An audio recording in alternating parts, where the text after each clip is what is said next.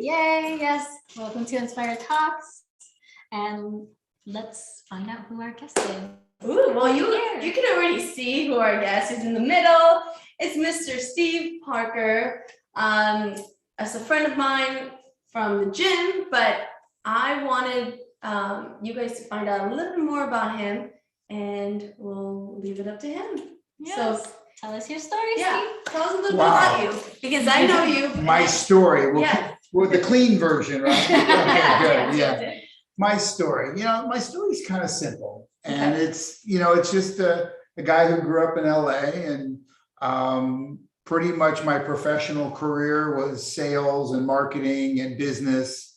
And you get to a certain point in your life and you realize that there's got to be more to this. And I think that's kind of early on in my life. I felt like there was more to do than buying and selling, and I really enjoyed people, and I enjoyed interacting with people. And you're from the Valley. He's a Valley. We're all Valley. Yeah. Actually born at Cedars, so Wow. yeah, did my schooling in the Valley. A Valley boy for sure. But no, I mean, it's one of those things where, you grow up as a kid and you're a little ADD, like a lot of us young guys when I was a young guy. Yeah. And you try and turn that into positive. What can I do with all that energy rather than make my mother and my teachers crazy? So I got into sports, and I love sports, and my Dodgers play tonight. Go Dodgers. Yay. So I played 3 sports in high school. I had an injury in high school, which turned me on the training side. I started with a company called, there is still a brand out there called Nautilus. And Nautilus was in the 80s. The Nautilus Corporation was doing a lot with streamlined fitness and using the medical side to combine with the fitness side. And I got trained through them, and was a personal trainer, did that all through through college. See, I didn't know this. And yes, and then I decided I wanted more money, I wanted more fame, I wanted to water ski behind yachts, all that kind of good stuff. I haven't done that. That's very specific. I went to college, which kind of freaked some people out because I wasn't the best student, but I'm like, that's how you're going to become successful, is college. Yeah. So I went to college. And what did you major in? Business, marketing, and I tried to turn that into something I could do. And then it's interesting. Early on, I got onto the philanthropic side with the Jewish National Fund, which was just a group of people, young people hanging out and doing having fun and having events, but yet we were raising money for a good cause. And during that time, I met my wife, and we got married and had our first child. And unfortunately, she was born with some health issues. And so it was interesting that I started in the fundraising and the philanthropic world. And here I have this sick child who passed away at the age of 2, a little over 2 years old. And that was 20 going on 25 years ago. And she was our first and our only. And it really, I think that I would have been involved in many different ways with, helping people. That's part of the fitness community. Yeah. All we want to do is make people better and feel good. And exactly. Yeah. So it really rolled into that, and got connected with a group called the Compassionate Friends. And the Compassionate Friends is a peer-to-peer organization that helps people with the loss of a child, parent, grandparent, or sibling. And so my wife and I attended those meetings, which was honestly pretty painful, because you have to come to grips with the reality that you belong now in this group. And to open up, right? Which was, for me, being who I am, and everybody knows me as loud and outgoing and, whatever. And it took me a number of months before I could speak at one of these meetings. It was so overwhelming. But I realized it's what I needed. Now, not everybody needs the same kind of stuff. It's just like in the fitness world or anything else, we all have our little path, and what makes us happy and comfortable Right. may not be the same between the three of us. Right. So I found a lot of relief and success there. And a couple of years later, the group was handed over to my wife and I. So now, about a little over 2 years into our grief journey, we're running a support group at here in Woodland Hills, Okay. which turns out, which I didn't even really know because I didn't look at the whole big picture of this organization then. It was about me and then helping the people that were in the room with me. And then realize that there's this whole national organization called. So it's all over. This is the Compassionate Friends of the United States, Wow. but it was started in Europe. And we're actually, like most Americans, we're bigger and stronger and faster and with a bigger ego. And so our group has actually grown larger. And today, the Compassionate Friends has over 500, used to be in-face chapters, but they're still chapters like the one I ran. And then a presence online on Facebook with, I believe, over 100,000 closed people attending closed Facebook groups for different specific needs. So a protected place to go online. And we kind of evolved into that. And then through the website, we service over 750,000 people. Our conference last year that we ran, our 50th or 51st national conference, we ran last year as an organization. So because it was the pandemic and it was the first, it was the second time. The first time was in 2021 was the second time. It was the first time we didn't have an in-face conference. So it was all virtual. All completely virtual. Wow. So in 2020, the pandemic happened. Basically, we got shut down in late March, depending upon where you are and what happened. And then here we were in July we had this conference on Zoom that, really Zoom hadn't done a whole bunch of. So it was very interesting to do, but it turns out that we reached either 12 or 13 countries. Wow. And people that we had never been able to really service. Right. Because the whole online thing was not as big, because now there are a lot of people that are embracing it. So it has grown organically. And so with Compassionate Friends and all that. And you are the chairman or the? I am the vice president of the board. I've been sitting on the board for the last 5 years, and this is my second term as VP. Wow. And again, that's the 30,000 foot view of the business side, where you take all your business knowledge. I was president of a nonprofit trade association, which is part of my industry. Yeah. So you learn about the do's and don'ts of nonprofit on the business side, which we were talking off camera about the fact that there's a foundation and then there's an organization, and the organization is the one that functions with the people and the services, and the foundation is purely the fundraising side. Correct. And for tax purposes and just little details like that. So when you're sitting in a room looking up 30,000 feet down on how you're going to perpetuate the organization, make sure that the people that need services will always have them, because there's a whole community, sadly enough, that we service. And unfortunately, there's a community that doesn't even know they need us yet. So we've been around 50 years, and obviously our goal is to be around 50 and then more. some. Yeah. So that's part of the business side. And again, the real gift in doing what I'm doing now is the one-on-one and the small group stuff where you can touch people. It's almost like if you're teaching a dance class, or you're teaching a group fitness and you're helping everybody get better, it makes you feel good. Like it really brings you out. But then there's those one or two people that really need a little extra attention, and you give them that little extra attention and they take big strides, and it warms your heart even more, right? Course, I mean, that's We know all about that Right. as Pilates instructors, because And that's we what do a we lot of do. one-to-one Yeah.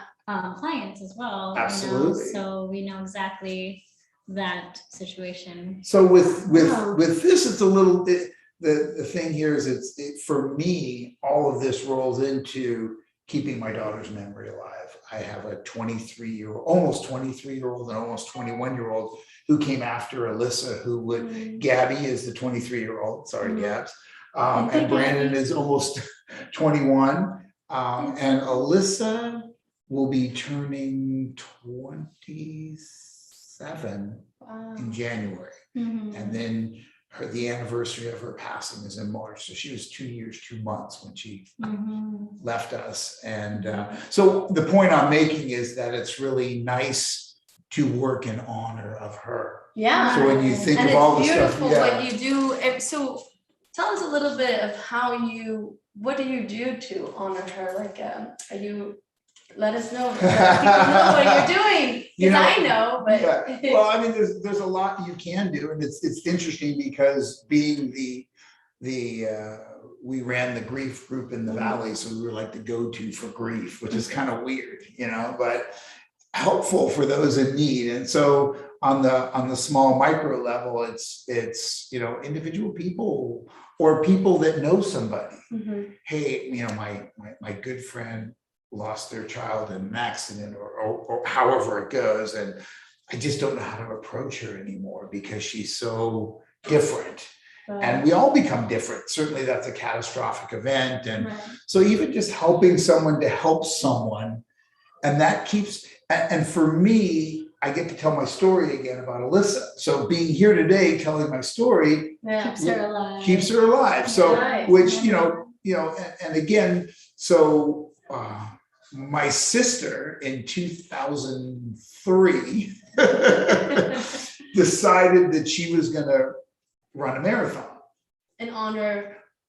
Just because she wanted to run a marathon, and okay. she was going to join a specific group with a specific charity that had this whole run thing. Right. And I'm like, I never really ran. I don't even really like running now. I mean, so yeah, running is, I do a lot of crazy things, but running is like way down on the list. So you didn't like running? I always did thought not that. know, I always yeah. thought you liked running. Nope, He has a purpose now. I like what it does for me. I like the training aspect of it. But as my training partner Julie laughs, because we kind of grouse at each other every early morning when we do our runs together, and then we're so happy when it's over. Like I was driving and down the valley in Van Owen, and then I was like, "Is that Steve and Julie?" And this was like 7 in the morning, and I was like, "What?" Or 6 in the morning, somewhere around there. That's our go time because we have real jobs, so we have to do our real jobs. So my sister decided she was going to do this, and I'm like, at that time we had our own family foundation, and we were fundraising and doing small things with our group of friends and people at the time. Obviously, there's a whole community of wonderful, amazing people that have been on this journey with us. My good friends, certainly my family. And that kind of support is amazing. I mean, those are a lot of things we talk on the kind of the therapy level of, how do you create that community for yourself? Well, that community just erupted. Obviously, growing up here and being well connected with my good friends from childhood, my friends from college, and I, always trying to be a fun, positive guy. You kind of make friends, and it's amazing how your friends step up. But to the marathon again, Kelly, my younger sister, basically said, "I'm going to run for this group." And I said, "Well, why don't you run for us?" She goes, "Well, I'm going to run with a whole group of people." I said, "Well, I'll run with you." Never ran, got on the treadmill, ran 2 miles, 10-minute pace, and wanted to. And I'm like, what did I just do? Right. So I'll fast forward that one. About a month later, we're all into training. We've told everybody we know, donate, we're gonna do it. Kelly and I are gonna run together, and she steps off a curb, hits something wrong, breaks her foot, she's done. Oh no. So now I've got months of training by myself. And that's a whole nother story that actually is good, but I won't get into the details of that. So I ran that race. And you did it. I did it. Yay. It was on the hottest day of the year in Los Angeles in March, 91 degrees. So it really wasn't a great race for me. It was very difficult because of the extreme heat. And when you train all winter long, you're not ready for it. Right. So after I told my wife, the first thing I called her and I said, I'm never doing this again. This was the stupidest thing I ever did. So about 2 months later, I said, you know, honey, I think I'm gonna do this again. And of course, like she does, Stacy, I love you. She rolls her eyes and goes, sure you are. You know, kind of a glutton for punishment. So I ran that second one in 2005 and then got injured on the third one and said, you know what? I don't need this. I don't like it. I don't want it. I'm done. I did it. I got the plaque on the wall with me doing this and the time and LA Marathon. Wow. I'm good. So then the pandemic hits. We flash forward a number of years. I'm a lot older.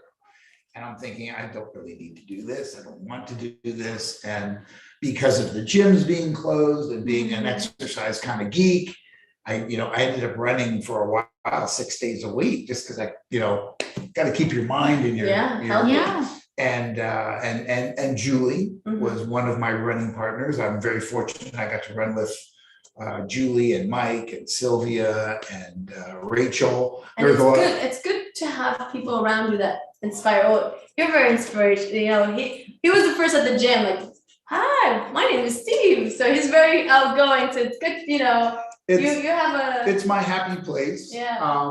And running and talking is good because you don't run too fast and you can. So when the pandemic hit, we were all trying to scramble to do little things. And a few months ago, Julie's like, I think I want to do the marathon. Would you do the marathon with me? I'm like, I don't know if I really want to do that again. But we had been training now for about 18 months and we're running the mileage and doing the stuff and why not? Decided that, I was going to do it again for Alyssa. And that was my driving force to actually really want to bite off a marathon. How can I do that?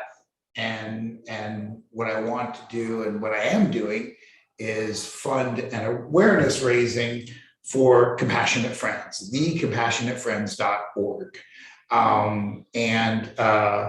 Obviously there are so many families that, like I think I said earlier, that that get serviced by this great group, and there are so many that are going to need us in the future. So awareness for a group like ours is kind of weird because it's not like Make-A-Wish where you're doing something to do something wonderful for a child who's sick.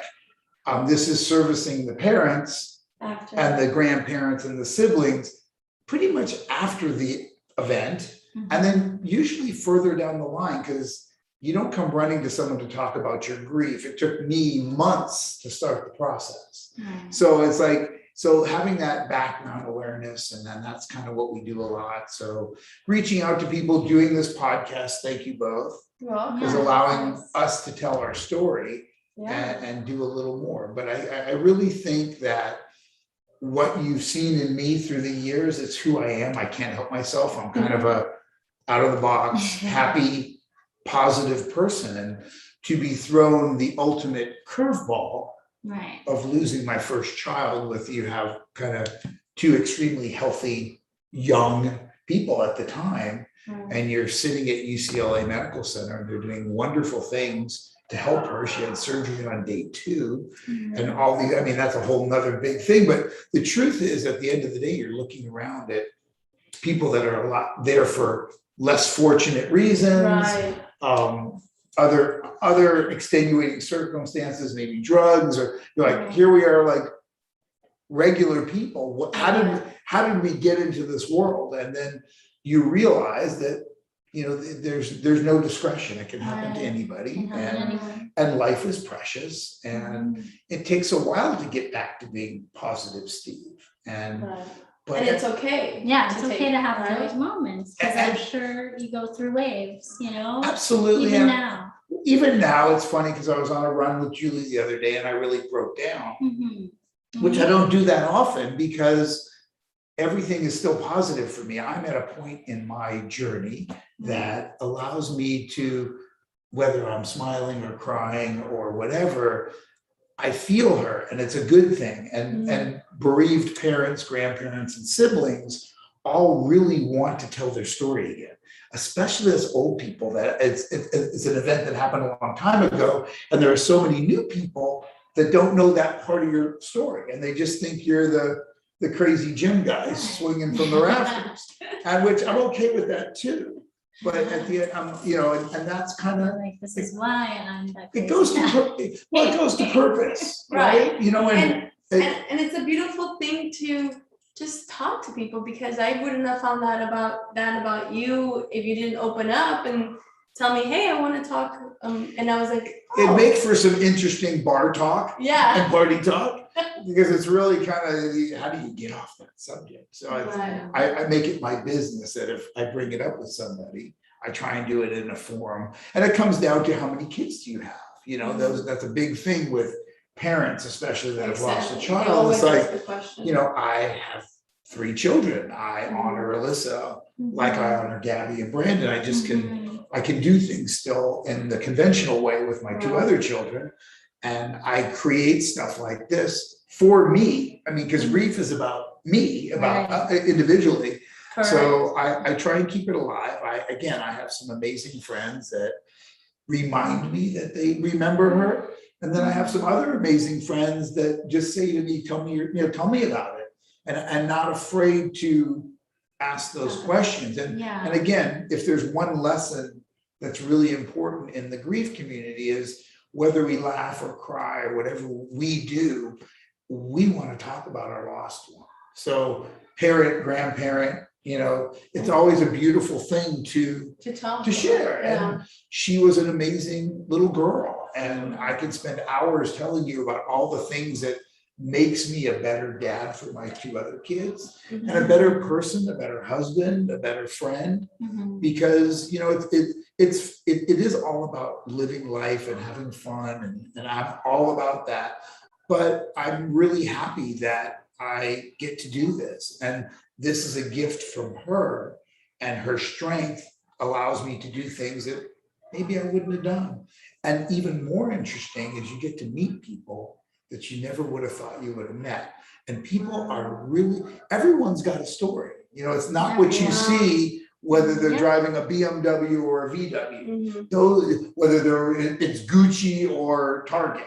Right. Those things mean nothing when you get to talk to somebody. And I mean, I guess I've always liked that. And people I've met, certainly through the Compassionate Friends, some of which that live very different lives in different parts of the country, and the way you can connect and bond with another human, that their interests are different, their upbringings are different, their religions are different. I mean, we're like so different, but you connect on that level, and that connection is really strong, and it just shows you. Because sometimes people, talking to other people that are grieving, it's hard to talk about that, right? Like at the beginning, wasn't it hard to talk about it? Like, if anybody tell you, oh, sorry for your loss, but it was just.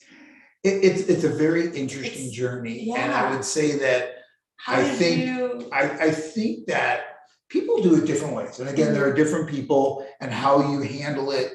I took the approach of, I tried to let people off the hook, because I think that everyone gets really uncomfortable with the subject matter, as they probably should. We, as certainly someone who's been in the grief community for a long time, I kind of understand it. I feel like I understand you and your need for wanting some information, but your apprehension in asking the questions. Right. Is it okay if I ask you about your daughter? Yes, I'm thrilled that you asked me about my daughter. And even follow-up questions. And when you meet new people, when do you invite them into that part of the party? Right. And for me, it's who it is and the timing of where you're at. If you're at a party or a business event, nobody really wants to talk about my daughter that's not here. They want to talk about the one that's in college, and the one that's doing this, and the one, what are they up to? Well, and I think that's a little more fun. So you read the situation. I try to, and also try and give it a little time, and then change, and allow the subject to be changed. Okay, now we're going to move on to the Dodgers. We're going to move on to, what are your kids doing? And it's okay that you have normal, wonderful, healthy children, or husband or brother, and they're important to this conversation too. But it's really special when Alyssa gets to be part of the conversation, because those are things. And I think the non-bereaved person allows me that has given me a gift, whether they know it or not. And I think it's it can be a little tough on the person without the experience. Because I can tell you, like right now, I can converse on this. I've spoke before 1,500, 1,800. I'm about to do a conference where we're speaking to over 4,000 people on Zoom at one time. And I'm okay with that. I've been on other calls and things where I'm a mess.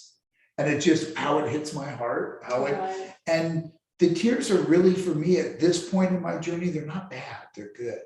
Because it really means that I'm still so connected to her.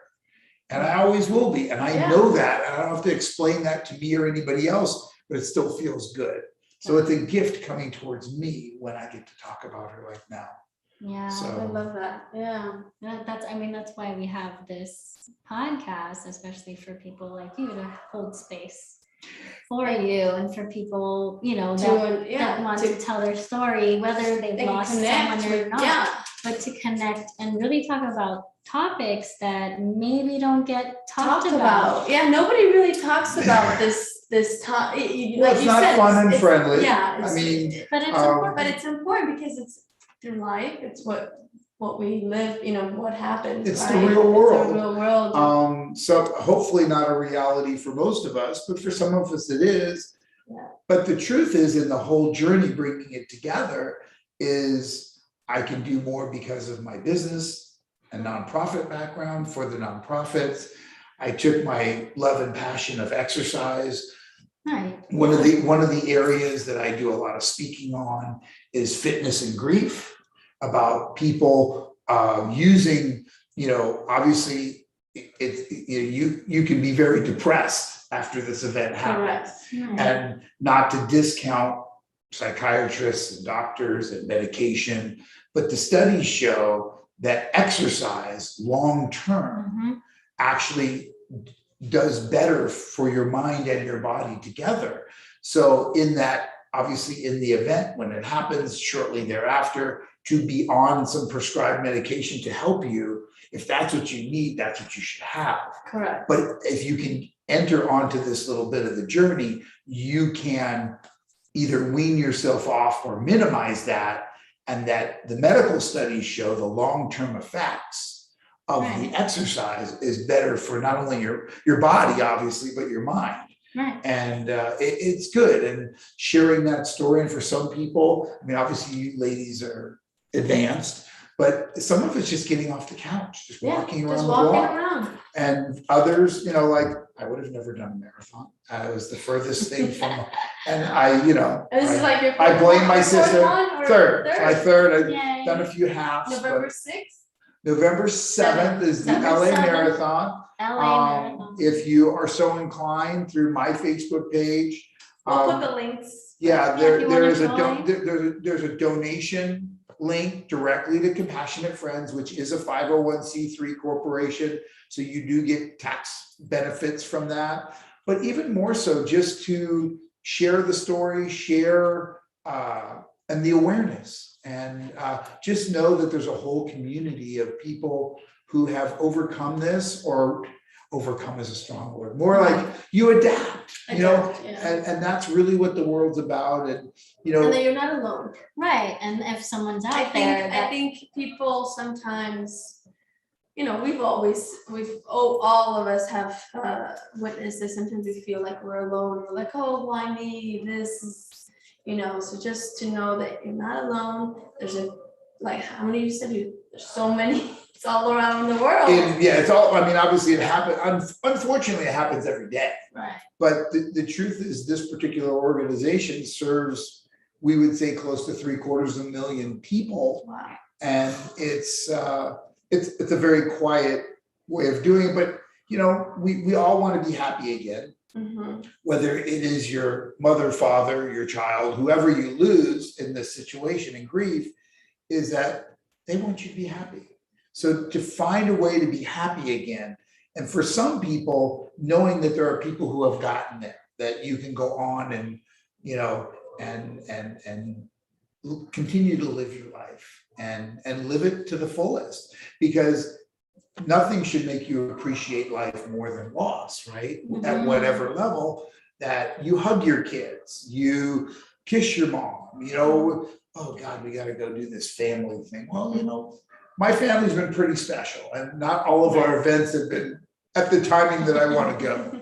So when push comes to shove, it's those amazing friends and family, and kind of be happy and be as positive as you can, and just know that the more you give, the more you get back. It sounds so cliche, but you know, helping one person makes you feel really good at whatever level we're doing it. So for me, and it can be just a smile, right? How many times have you changed somebody's person, like buying a coffee and just smiling at them, you know? You just, I mean, it's positive energy, and we want to be with, we want to be inspired. And sometimes it's a smile at the coffee shop, and maybe you got something went wrong at work, or you know, your car's not sounding right, or whatever it is. You never know. And the truth is, be happy for the day and enjoy every minute. I think my experience has definitely made me a better dad. I'm very close with my 2 kids that are still with me, and I've found a way to stay connected with the one that is not with me on a physical level. Right. And for me, that's bigger than the boats, planes, and trains and automobiles. And really, that's what it is. It's about you. And in this case, I think a lot of people have trouble finding that again, and that's what we try now. And I was gonna ask you, like, how can, let's say we have a friend or we know somebody that is going through a loss, how can we suggest, hey, this is a group, how can we bring it up without sounding like, hey, this is what you need? I'm gonna give you the answer. And I'll be honest that when you're in this situation that I'm in, and earlier on, people, whether they are religious clergy or whatever you subscribe to, will try and give you answers. Well, this is what God wants, or this scripture says this, or smart people try and give you smart answers because they want to help you solve the problem.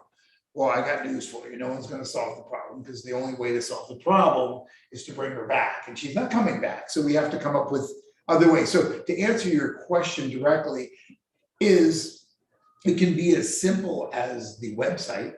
And what's nice about the online community is we've been able to touch more people. And there are people like, I don't want to sit in a room, even pre-pandemic, with a bunch of grieving people. Nothing sounds more awful to me. So if I go online and dabble with it, there are resources, and groups like Compassionate Friends are not exclusive. They're like, it's our company. You know, we're selling you. We're not selling you anything. So if it's Mothers Against Drunk Drivers, if it's military related and TAPS, we're all connected in the grief community. So there's more than one answer, because everyone's question's a little different. So there are groups for every single scenario. And even within our group, there is, you know, different types of loss at different ages, because losing a child when you're 80 who's 60, you still lost a child. But mine was 2. So some of the situations are a little different, but overall there's a lot of similarity. So in answering the question directly, thecompassionatefriends.org is a great place to start, because someone can go there or have it in their back pocket when they're ready. There are great books. There are great other things. I can even plug my wife's book called Grief is a Second Language, which is on Amazon. She wrote a book? She wrote a book. We need to talk to her. It's a general grief book. How long ago did she write it? Has it been around? It's been around, I'm gonna say 3 years. And that's a whole nother story to get to it. But there's a great lady who's a friend of ours who has as a second language. Happiness as a second language. Different. It's almost like it's a themed series of books. ESL, so I know. English as a second language. And then it's kind of so she's got that trademark. So she did it with her. She was the publisher. My wife wrote it, and it's a pretty basic thing of things like we talk about. Just real basic things that make you feel human again when you've suffered this loss. There's a lot of people that they feel like I think one of you said it, that you're weird or different, or you're alone, like you're the only person on earth. And on the one hand, you're the only one with your exact situation. Right. So even with my wife and I, and our grieving process was so different, which was kind of interesting as you start to work with people, and even in our own house, we kind of went this way to come back to that way, and we'll be married 30 years in April. Wow. So that's, she is a very tolerant woman. And I know she bakes really good. She bakes really well. So hey, next podcast, and we'll bring treats. You can't have any though. In the book. But yeah, so I mean, there's a lot of great resources, and I would say the world's greatest resource is your love and your compassion. And you're being there, because what happens at a funeral is everybody's there, and then everyone goes away, and we go back to our lives, and that poor person, whatever their loss was, is going to live that for a long time after. So those little text messages, 3 months later, 6 months later, it's hard to say, how are you doing? Yeah. Right. I wanted to ask you that, because it is tough, because at the other side, you're like, well, what do I ask? Like, what is something safe to ask, or like not safe, but you know what I mean? Like, so how you're doing is maybe not I think we joke about it, because how do you think we're doing? We're doing great. We suck. Yeah. Maybe how can I help? It's almost like, I don't know. I would say, for me, and again, in our community, we joke about it because different people have, I always suggest people just reminding them that you're thinking of them, and letting them know you're there for them, and letting them tell you the story the way they want to tell you the story, maybe again and again, because it's really funny when we do therapeutic for a lot in a circle, in a support group, and you is tell there a therapist there, or how does it work? There is no professional in this group. Now, there is no professional that's not part of our community. Right. If you're, I have some very dear friends that either have become therapists because of this,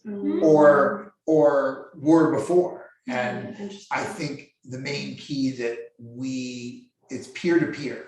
So you could be a professional or not. It's not a qualification. So when Stacy and I ran our particular group, we weren't. And we were, and there's something good about it for some people. Some people want to go to a person with a certificate on the wall. My certificate on the wall is the pictures I have of Alyssa. I don't have a degree in it, but I've talked to so many people, and I have my own experience. So generally when I talk to people, I'm not telling them what to do or how to do it. Right. I relay it through experiences that I've had personally, and ones that I've connected with other people that somewhere down the line said, hey, this really helped me. So it's more suggestive, and a safe place to vent. So if you're the friend that will sit down with them and let them talk. Yeah, I mean, so how are you doing is kind of funny in a way. Yeah. And I wouldn't say it's a no-no. Some people early on, especially, it's rough, because I think as a person who's not part of the community, we think this will get better in a year or 2 or 3. And I don't want to say it doesn't, but it can take longer, and it's different for everybody. And some people get off the journey and have to get back on, like, oh, I'm healed, I'm going to move on with my life. Right. And I think what I've found has been healthy for me is I'm in therapy today.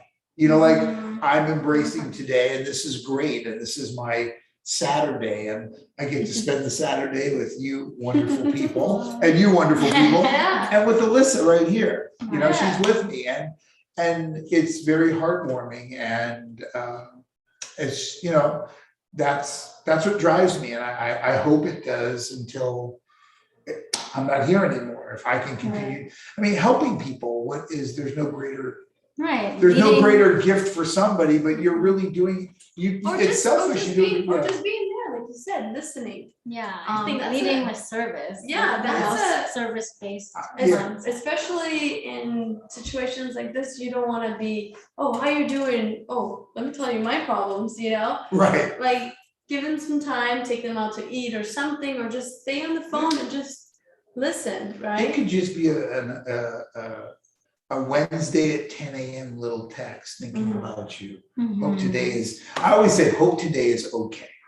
Oh, Because Yeah, I hope today is think that certainly earlier on, you're trying to get from minute to minute, then day to day, then like right. so you're trying to breathe, you're trying to live and move and be as normal as you can. And because you have other kids, you have to. Well, I mean, there's different situations. Right. There are single parents, there are divorced parents, there are, there is a sibling that can be left behind that is now an only child.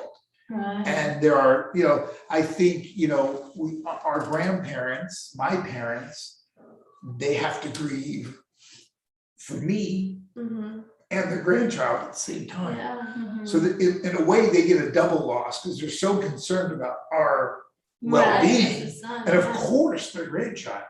And again, as a sibling, when we have surviving siblings, well, actually siblings that are here post Alyssa, so they didn't live with her, but they're living a journey with her in a different way.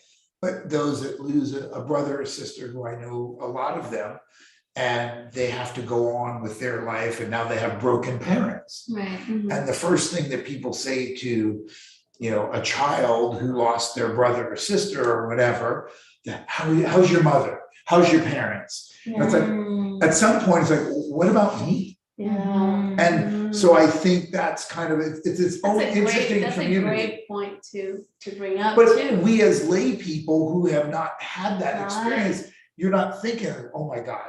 And truthfully, my wife was the caregiver, was a stay-at-home mom, and became almost like a nurse to Alyssa because she had medical needs from the time she came home from the hospital.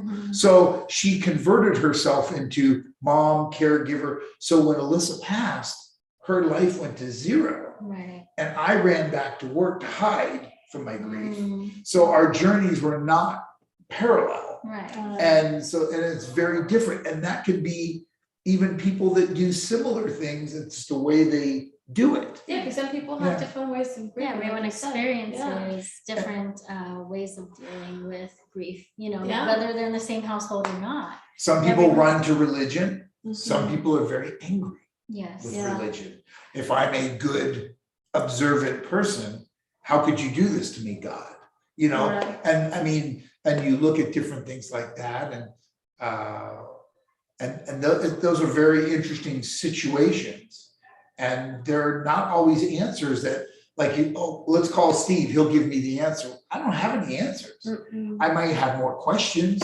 I may have a listening ear, but I definitely have a sympathetic ear. And I've been there, and I've been, your whole world is crushed. Right. Even when you just have a child that's sick and you don't know, what's wrong with them. right. I mean, the grief process is in that as well.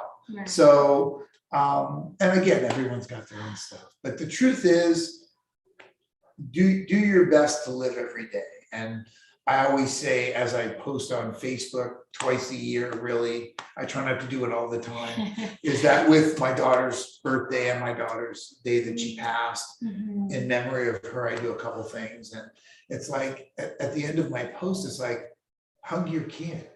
It doesn't matter whether they're going to Harvard or Pierce College, or they decided not to go to college at all. They're a blessing in your life. Yeah. They have their own gifts. They just have to find them, and they're going to share them with the world. And whether they're a Harvard graduate or they're going to do great things that are going to make you proud if you allow them to do that, and if you accept them for who they are and appreciate them. And hopefully, with all our failed parenting skills, they'll accept us for our flaws, right? Right. So, I mean, that's kind of, I mean, that's kind of my story. I know it kind of with No, it's awesome. There's so many layers, and everybody has a journey. And I feel like anybody else, it would have been, I think you were at the right place at the right time, because a lot of good stuff, all your background led you to now be the vice president and lead this group. And your background as being a leader and fun, all these gifts that you have, and being outgoing, because somebody that runs something like that has to also I mean, look, I was not a student. So there's a lot of things, I mean, boy, I'm glad my mother's not here to tell the stories. So we all have our journey, and we all have to embrace what we do well and share it with the world and share it with our friends and family and just be good people. And at the end of the day, if you do that, you'll have lived a wonderful life. And even with the loss of my daughter, I love life and I love people, and I'm not mad at the world. I'm not mad at God. But again, I'm 20 something years into my grief. So I say that with a caveat. And I know that it's a process. Right. And it's a very long one. And honestly, it doesn't end. You're never healed. You're never the same. But I think even without a loss, we grow and evolve. And if we're trying to be the same, 5 years later, we're not going to be happy with ourselves. Right. You're not growing as a person, right? So such great energy. Yes, thank you so much Always. for being here and for your story. It's just this, yeah. Well, thank you for inviting me, and I hope that this message is good for your viewers, and that for everybody that's watching us or listening to us. We'll be rooting for you November 7th. Yes, LA Marathon. I'm gonna do all the links underneath. And we have our five quick questions that we would love to do. Questions, Okay. fun, Okay. I can do fun. And that's just for somebody to get to know you a little bit more. Yeah. Okay. You want to go Uh-oh. first? They Okay. didn't prep me for this. No. This is all organic. Okay, got it. Like California, organic. All right, I gotta get ready. Here we go. What's your favorite food? Favorite food. God, I love food. Oh, you know He's what? a foodie like us. Oh yeah. I think that's why I have to work out so much. Yeah. So I'm gonna have to go right to the killer, and that's chocolate. Oh boy, you I'm a chocoholic. Grisha too. Yeah. We see you both. Yeah. Hey, Grisha. we found out Grisha loved watermelon. Did you know that? I think I knew that a little, but I But mean, I didn't know you loved chocolate.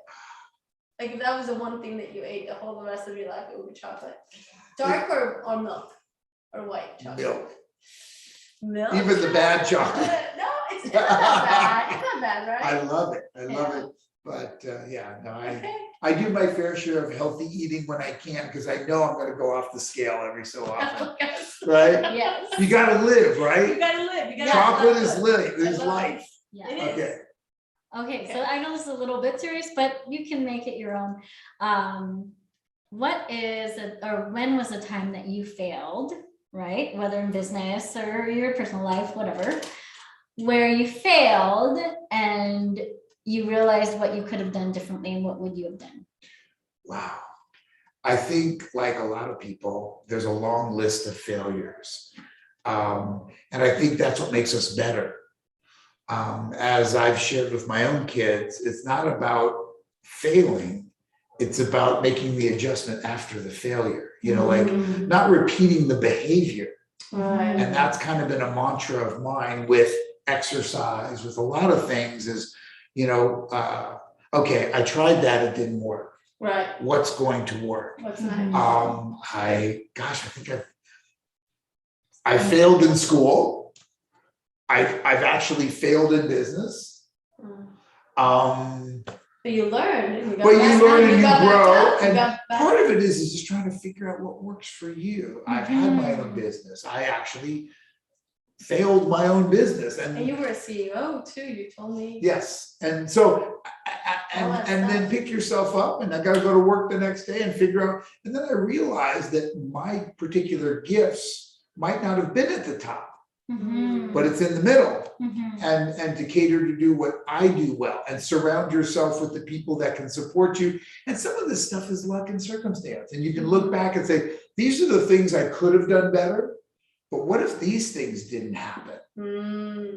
And that's kind of the story.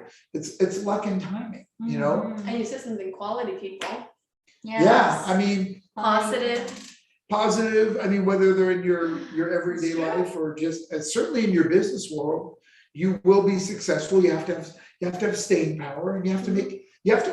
I always say you have to work really hard and do really good things, and then a little bit of luck takes you a long way. Right. Okay.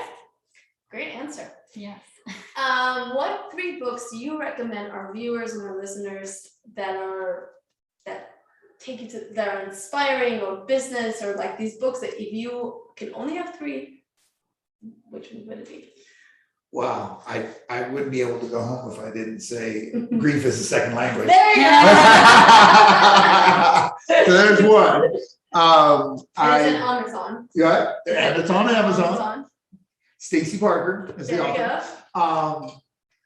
Let's see. Wow, I'm not a huge reader, so and the people who know me on this would laugh, and that has a lot to do with being ADD and That's not being able to sit. Not everybody's a reader. But I would say that most of my inspiration has come from sports. So I really. Okay, so let's change the question to. Okay. Yeah, like if you're not really like, what do 3 things, like maybe podcast? You do podcasts, or do you listen? You do sports. Like something that inspires you, like someone. 3. Well, 3 people that inspire me. Yeah. Okay, There you go. that's Now, interesting. that's a different question. I mean,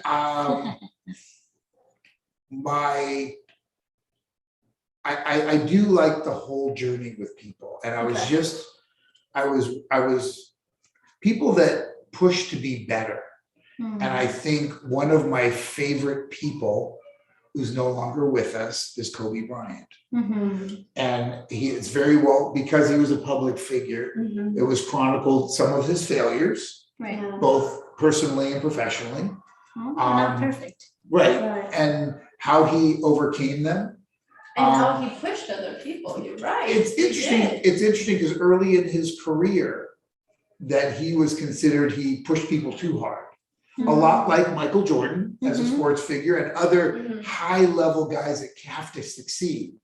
But what I like about Kobe is certainly in the later years, and then certainly the stories that have come out of all the people that he inspired on the side, not to be on the camera, to show that he's being a good guy. Right. And all the people that tell the stories of what he did to help them on their journey on the quiet side. And I respect that more than the guy that rings the bell. Look at me. Yeah. So guys like that really, I mean, obviously there are political figures, less political. I don't like political people. That's not exactly true, but I'm not inspired by politics, but I'm inspired by, Muhammad Ali. Nice. People who sacrifice for others. Right. And I think sports is a metaphor for it, but when you look at a Muhammad Ali and his journey. And what he stood for and his story, So I mean, I guess I'll end with those 2 guys because they're kind of hard to. Love it. I think they're at the top of the food chain, but I think that's my answer. Final answer. And it's awesome because, like, I know you didn't talk about, because we were talking about such a specific subject, but he also coaches. No, you're a referee for a lot of youth, a lot of teams. Like when I first met Steve, I was like, "Oh, done with the boxing class. I was a killer." And then he's like, "Oh yeah, I have like 7 more games." I'm like, "What?" I referee at the high school level, so I'm a certified referee at the high school level, which I enjoy. I've been doing that more recently, but I started just with the little kids at the local park. And so because when you're working with little kids, you referee the game, but you get to help them. And funny you mentioned that, I'm doing a clinic at the local park with my son. We volunteered to do clinics from 7 to 12-year-old kids. And when is it, or what time? Well, it's closed because because of COVID, the limited amount of numbers. So that's why I'm not promoting it. But the truth is that every Friday from 4 to 7, we have 3 different groups of kids that come in, and it's just fun and being connected. There's so much life, and even refereeing at that lower level, not the high, like, my kid's gonna be LeBron. Right. But even the lower levels where you see the parents and the families coming together and doing it at the local parks, you get to meet the families and be on their basketball journey. You don't even know. And ironically enough, last year, there was the kid that had a catastrophic accident. And I knew the parents really well. So I knew them well enough to where I could reach out to them. Like I wouldn't normally reach out to somebody I read in the paper. Right. And it's just, these things happen. And I don't believe there are coincidences. We met for a reason. And I believe that there are so many people on our journeys that we meet and that inspire us or help us, or we help, or they allow us to help them so that we can fulfill what we want to do. Exactly. Beautiful. Awesome. Okay. Let's see. We asked you about food. What would you say is the last food you would eat? Like your last the meal. last meal you have. That's hard because we're talking to a I foodie. know. Yeah. So And it can't be chocolate. Because we'll leave chocolate out, even Leave though chocolate, like that a would be meal, the like a dessert. full meal, like So, just, you know. I would say if I had to put two at the top, it would be Mexican food and Chinese food.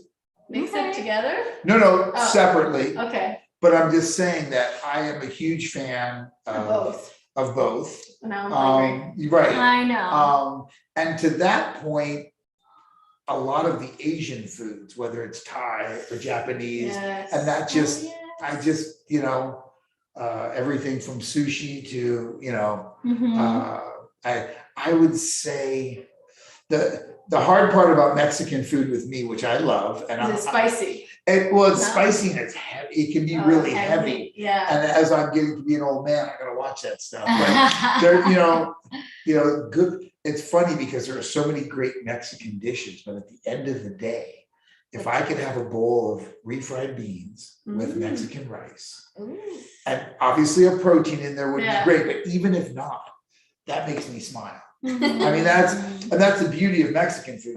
It's rice and beans and whatever else, corn tortilla, flour tortilla, no tortilla, it just, now I'm hungry. Yeah. And we're getting to dinner time. So kids, eat well, eat smart, and eat your chocolate and enjoy yourself. And a little bit of chocolate won't hurt. Yeah. Okay, last question. What is your favorite? Well, we know you're a Dodger fan, but what's your favorite basketball team? It's easy. Okay. First of all, I'm a total homer. So I'm an LA born and bred. Okay. So it's Rams, Lakers. And Lakers. Okay. So it has to be all Lakers. No, because you'd be surprised some people that are from Yes, LA. absolutely. They go somewhere else. So I don't understand. I grew, like I said, I grew up in LA. LA born and raised. My first game was at the Forum with the Lakers with my dad, and it was the Lakers in 1972, I believe. They won 33 games in a row, which is still a record. And that team went on to win the world championship, and I went to game 20 in a row.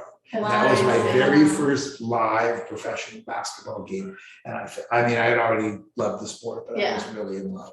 So, and that was guys like Wilt Chamberlain and Jerry West and a whole host of guys that nobody remember. Well, the avid fans, but the casual fan, very different time, but very fun time. And I am a huge Laker fan. So yes, I mean, it's very important to me as I wear my Dodgers. Yeah, I was